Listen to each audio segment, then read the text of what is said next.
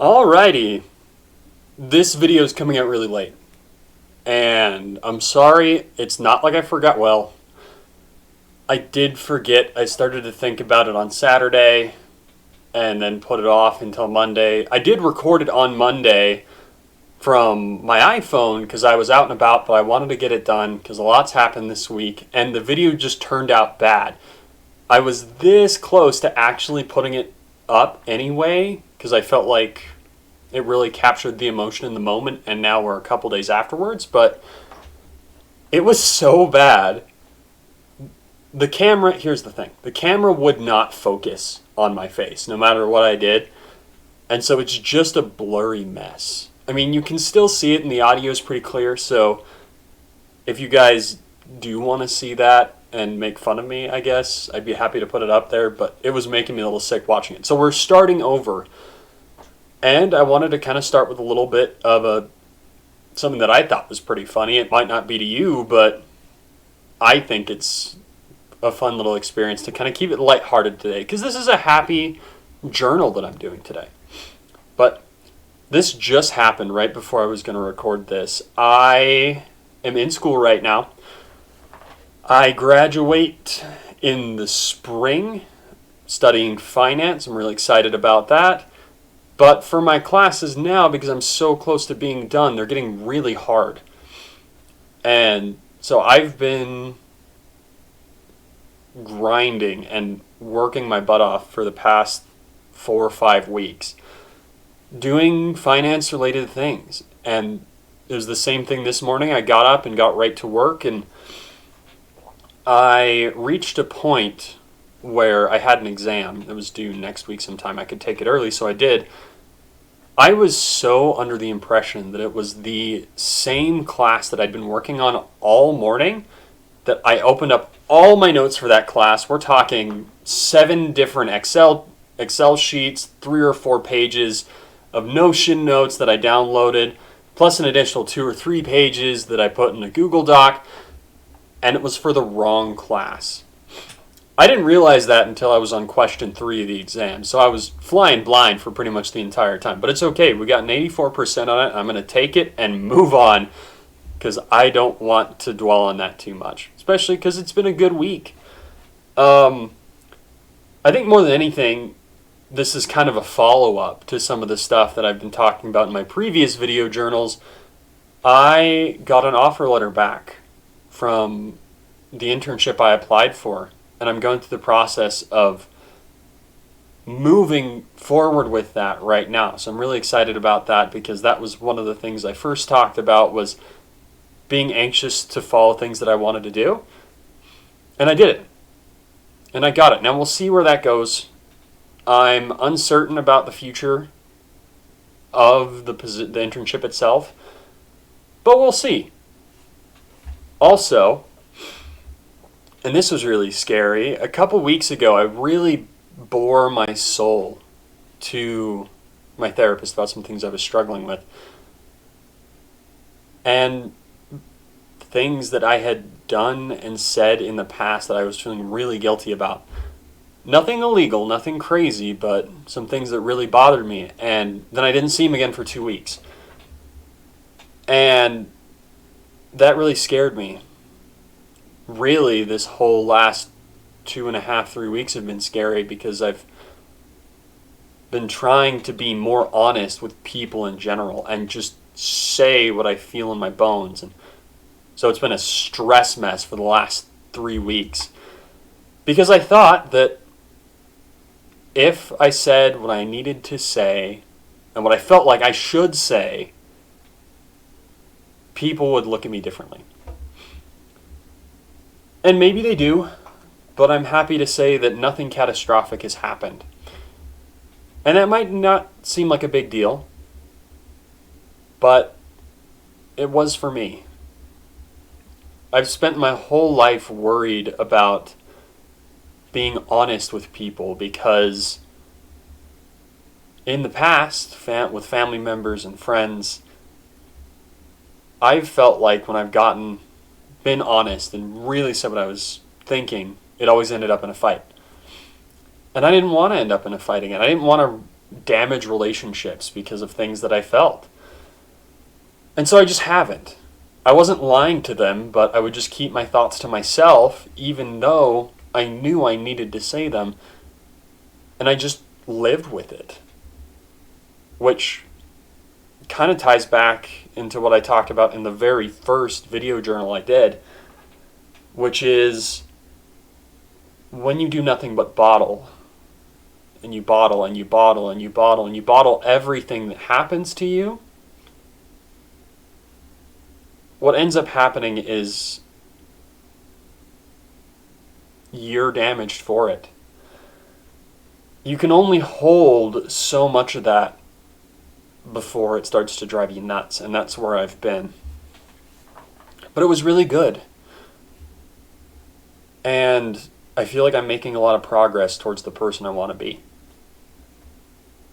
There's a lesson in there for anyone who wants to take it. It's helped me to know that one of the best and quickest ways to get where you want to be is to just start being radically honest. That's a bad term because whenever I see people being radically honest, it usually ends badly because they say things which I think at the time they don't really want. For example, there was this episode of Lie to Me, which is a TV show I watched years ago, where one of the main characters would tell his honest feelings to every person that he met, including one of the other main characters who he had a romantic interest in, and it made their relationship awkward for like a season and a half in the plot, not in real life. But that kind of stuff happens. It can happen in real life where you say what you need to say and it does damage relationships. I've had friends who that's happened to them, and so that made me really nervous. And I understand other people feeling nervous and feeling in a similar boat to where I was, where it doesn't pay to rock the boat. I'm here to tell you that that idea is a bad model. For years now, I have gone into most social interactions telling myself, running this kind of cost and benefit equation in my head is the best way to think about it. I would ask myself if the benefit from resolving the conflict, from saying what I needed to say, was greater. Was it greater than the cost and pain that would come from bringing it up? Excuse me. And oftentimes I felt like the answer was no, because I wasn't taking my own needs into account. I don't know about everyone else, but I know for me that really resonates, and I've heard from other people that resonates with them as well. This idea of, oh, well, it's just not worth having this argument. And for some people that works out because they can just forget about it, but for a lot of people, I imagine, myself included, it sticks around for a while.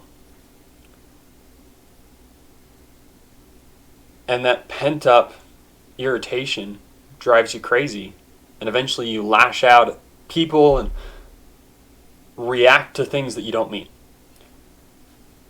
So I would say that's the biggest lesson here, is to actually be honest. I just experienced that, and I have not lost out significantly from doing that in these last couple weeks. Now we'll see. Still, things are still shaking out, so maybe there will be some catastrophic change. I doubt it. But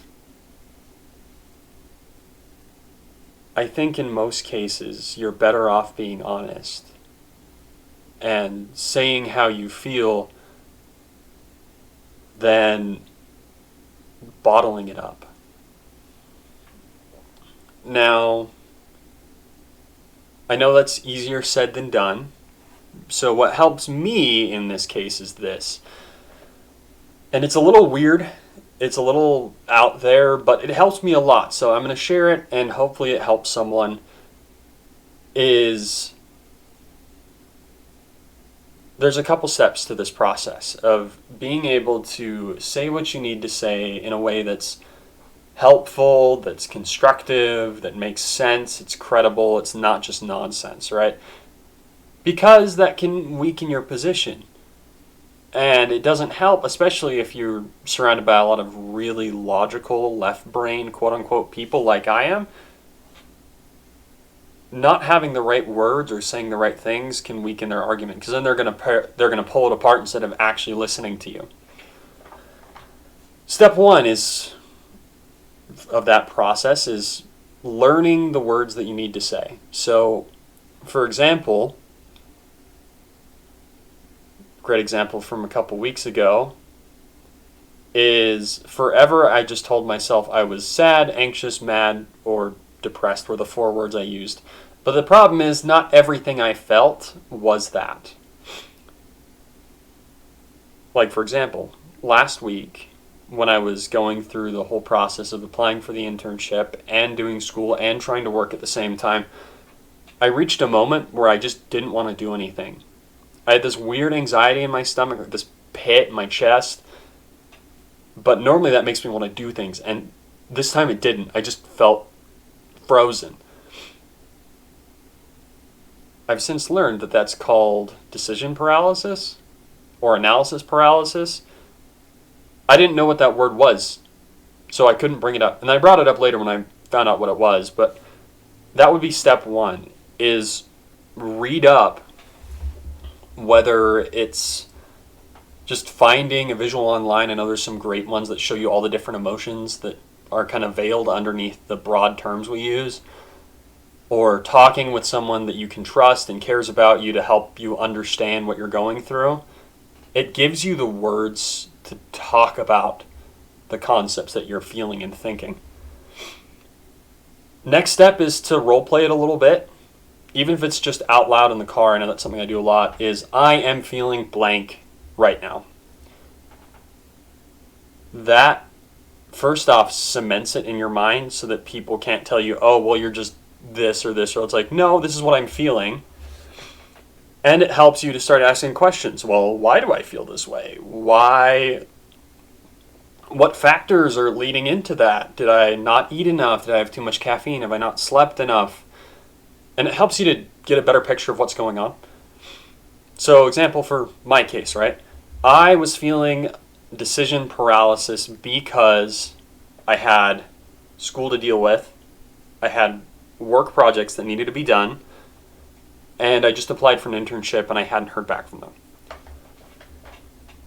All of that put together led to a whole host of decisions that I couldn't make at the moment because there were too many. And when I brought that up, it made more sense and I could kind of work through it and talk about it. Also, that helps because you become very clear. If I was to bring that up to, say, my brothers or my friends, they couldn't pick it apart. Now, not everyone's going to fit in that case, but if you are like me and you're in that camp where you're surrounded by really smart people who maybe don't think the same way you do, and it confuses them or they think it's illogical, it helps you to be very clear. So that's step 1 and 2. Step 3 is stand your ground.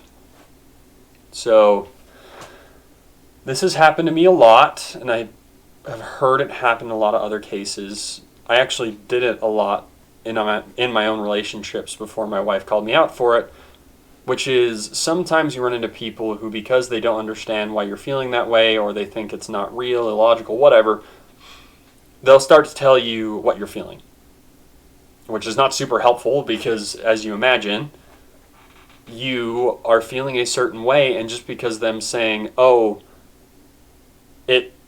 you're not feeling that, you shouldn't feel that way, or whatever, it's not helpful. That just pisses you off, right? It's like the whole joke I make of, oh, if you're a short person, you should just get taller, or you're bad at basketball, you should just be better at basketball, right? It's not helpful. I say it as a joke, but I've heard some people make comments like that in real life. In actuality, no joke involved. And it's just useless information. That's the moment where you should say, no, this is how I'm feeling, and I'm not going to let you tell me that I'm feeling a different way. This can be hard for guys especially, because in most of the Western world, you have been taught, and we've been taught, that we can't feel those things because we're a man, we're supposed to provide, we're supposed to protect people and put our own needs second to other people. And I think in some cases that's true, when you're married or you're in a serious relationship, oftentimes your needs have to come after your partner's. You have to make sure your partner's okay. If you have kids, you need to make sure your kids' needs are met before yours. But it's not every case.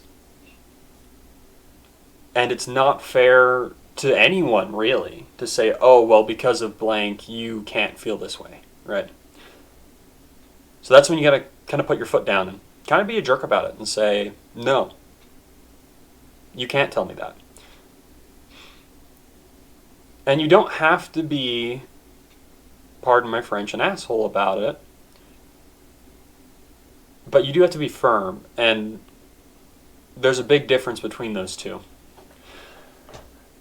Kind of the best way I can think about it is another example of something that happened recently. I brought maraschino cherries to a family dinner for something that didn't involve those. It's a tradition for the meal we had. My wife and I put maraschino cherries on the food, that specific dish. And the rest of my siblings and their significant others and people that were there at the dinner were like kind of grumbling about it, like, oh, why would you do that? And I told them straight up, it's like, look, it's something we do. You don't have to do it, but you can't hate it until you've tried it. And that worked for most of them, right? That shut the opinion train down. And there's nothing wrong with having an opinion, but it helped me to be like, no, I'm not going to sit here and be berated or hated on for something that I like until you've tried it. Now you got to be careful because that doesn't apply for every case. And there are some things in life that are way more deep, and there are people who just don't care about whatever it is you're asking. But in the majority of cases, if you, wrapping things back around, if you figure out what it is that you're feeling, you do the reading and the study necessary to know exactly what you're feeling, and you can put a name to it. If you practice it so you know what you want to say, and then you stand your ground, you're going to notice a couple things. First off, people might actually open up dialogue with you, and you'll have better relationships with those people because you're being honest and you're being vulnerable, and that means something to people. But also, you're going to notice that putting names to feelings kind of helps them to die down a little bit. I don't remember his name, but if I remember correctly, it was a former negotiator. And he tells this experience about being on a crisis hotline, and he helped someone he was talking to just by naming what he was feeling. Doing that kind of helps to take the power away from those emotions because you're not ruminating about it anymore. You've found the answer. Fun little extra thing as we're closing out here, by the way. Something I've learned is when you're ruminating on something, that rumination process is just your brain trying to understand and find an answer to a problem that is not easily noticeable. For people who say have a lot of anxiety, there might not actually be a problem. And that's why your brain is going over and over and over again looking for something because it doesn't have one. It feels anxious and it can't understand why, so it's going to look for a reason why. But I think that happens to more of us than we realize, where we're feeling something or we experienced something and we have opinions and feelings about it and we can't quite place our finger on it, so our brain's going to focus on it until it knows what it is. Naming and identifying those can help a lot. Anyway, this is longer than the previous one. Thank you all for being patient with this process. And let me know, one, what's helped you in the past to kind of deal with the results of being honest with people. And two, let me know if anything I've brought up is been helpful today.